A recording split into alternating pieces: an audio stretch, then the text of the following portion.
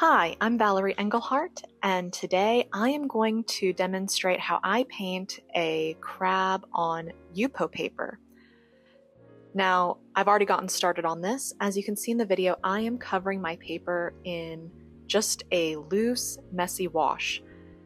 Now, I'm sure you can see that the color seems to be beating up, and it's not behaving the way that it would on normal watercolor paper.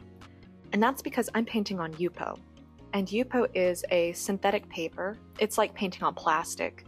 So the water can't sink into the fibers of a page. It literally just sits on top, like pouring water on plastic.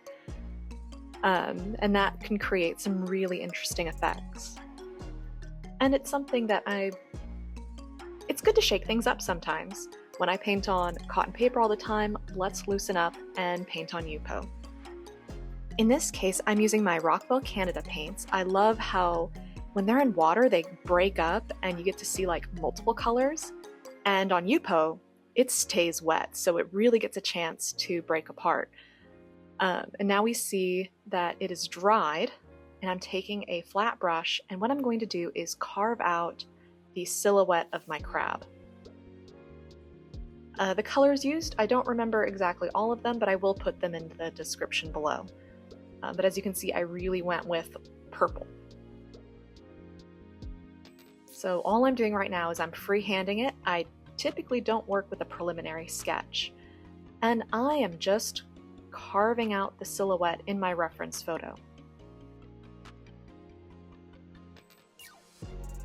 And because the watercolor is just, like I said, sitting on plastic, it's really easy to reactivate. And another example, if I hated this wash, if I looked at it and went, ugh, I hate those colors, I could go take it to the sink, wash it off, and then try again. And that's what I love about Yupo paper is the lifting ability, is I can lift back to my lightest value. So when I paint on Yupo, I typically go with my mid-tone, which is this loose wash, and then I scrub out where I want my lights to be, and then to finish it, I carve in my darks to give it form and shape and shadow.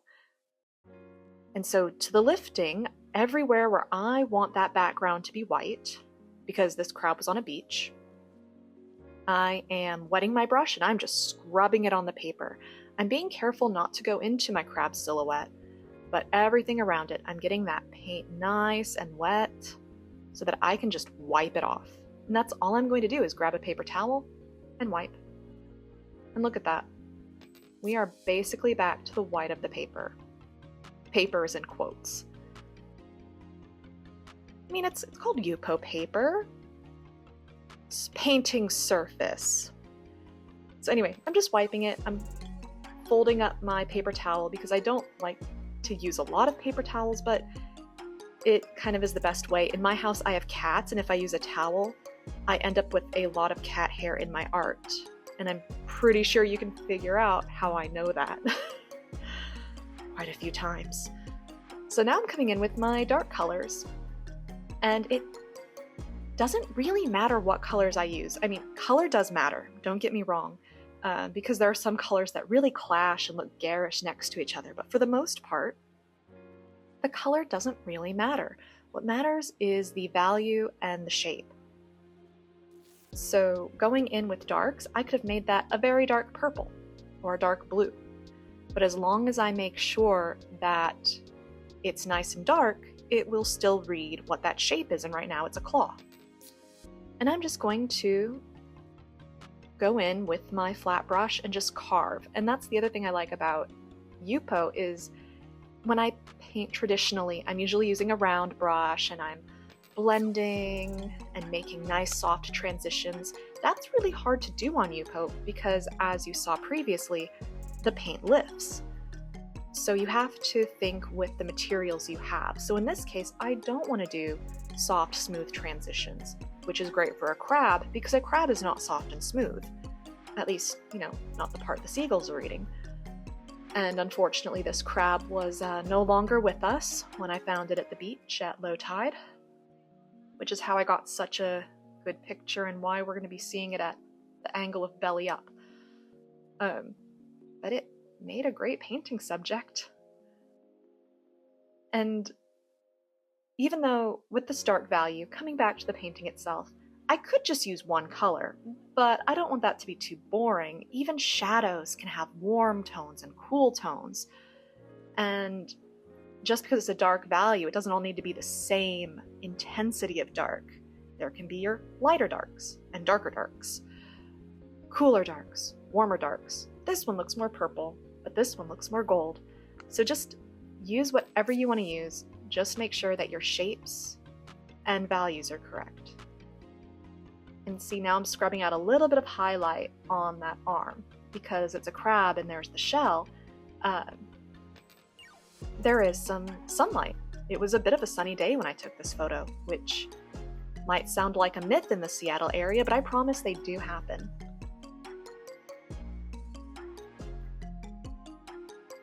And let's see. So yeah, this was just a photo based on a photo that I took while I was just out with my daughter at the beach.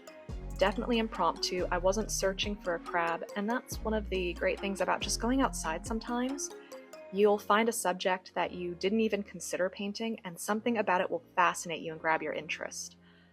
So if you haven't been out and about in a while, I recommend just exploring your neighborhood. That's how I've gotten some really good paintings, is just walking around, seeing something cool, snapping a photo, and painting it when I get back home.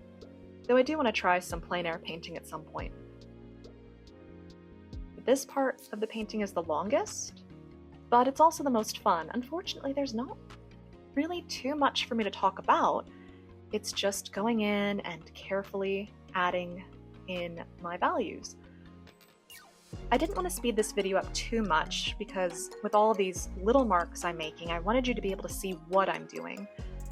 And I see that I wanted to take out some more paint, and so that's all I'm gonna do. So this is sped up to about 150%, enough so that it doesn't get too monotonous, but I still wanted you to be able to see the little things so that it doesn't get lost. Because that's one thing I hear with like time lapses that have been sped up so that it's kind of fun to just watch really quickly while you get a snack, is if there's a technique you really want to see, well, it happens and then it's gone. So I'm hoping that by making this one not so fast, you can really see what I'm doing and discern why. And another little tip about painting in darks is paint what you see, not what you think you see. And that tip is especially helpful if you're painting a portrait, because there are so many times that we think we know what eyes look like, we think we know what a nose looks like, and so we paint based on what our perception is, whereas if we abstract it, just think about the shape, you're more likely to have success. And so that's what's happening with this crab. There's, oh no, a crab leg, there's all these sections and values and textures. Oh no, how do I approach this? Oh, that kind of looks like a T. I'll paint something that looks like a T. Oh, there's kind of this slightly curvy rectangle. I'll paint this slightly curvy rectangle. And once you get through all your shapes, it all comes together and it's like, oh, of course, it's a crab. And also going with kind of this loose, almost abstract style, instead of trying to be realistic, also helps too, because I can be like, oh, well, obviously it's abstract. I mean, it's not a true abstract because it's a crab, but there are those abstract elements. And that's one of the things I liked about doing loose paintings, is it gives me more wiggle room.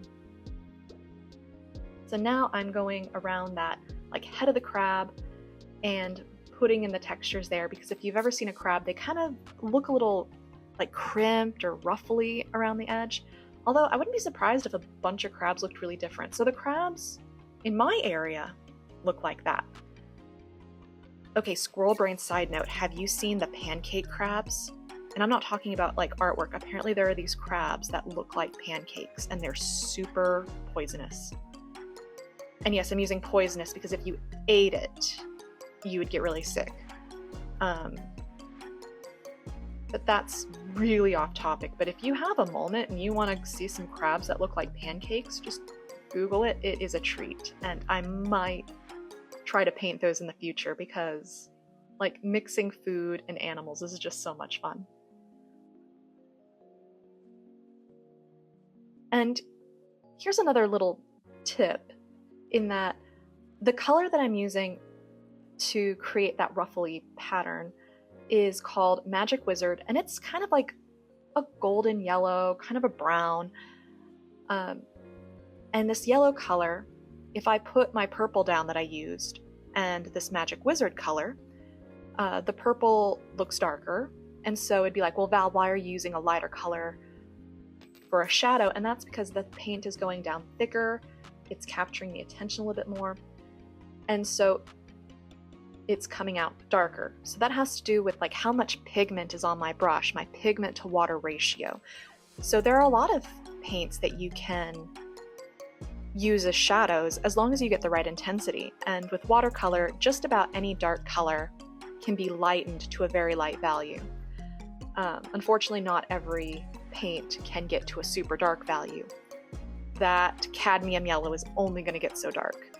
But I do recommend, if working with too many colors at this stage is just too much, pick a single color. And if you want to have extra fun, pick one of those colors that like splits up into multiple shades and paint this all in one color as a value study.